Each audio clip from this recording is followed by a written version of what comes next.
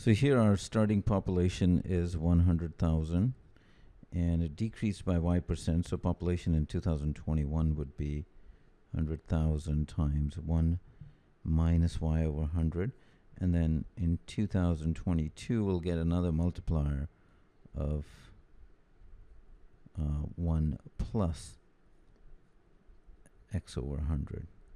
So that's the population, and we're told that this is greater than the population in 2020. So you'll see if I divide that, this is the corresponding inequality.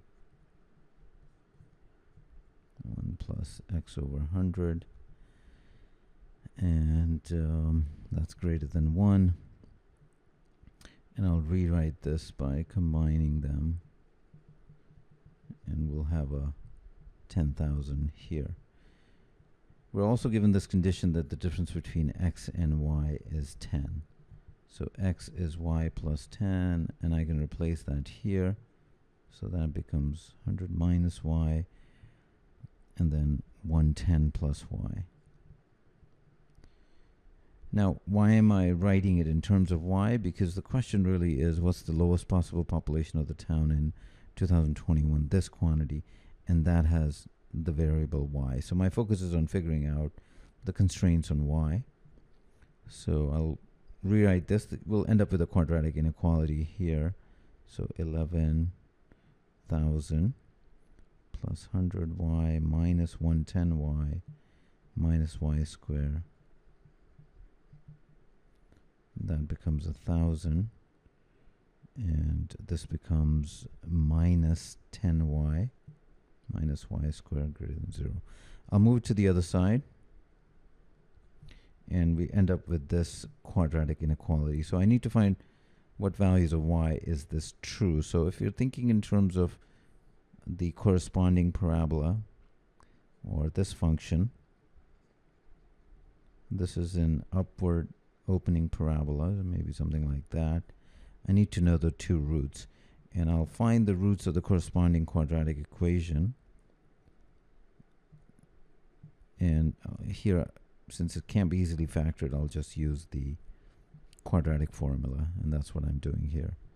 10 squared plus over 2, so minus 10 plus minus, this would be 4,100.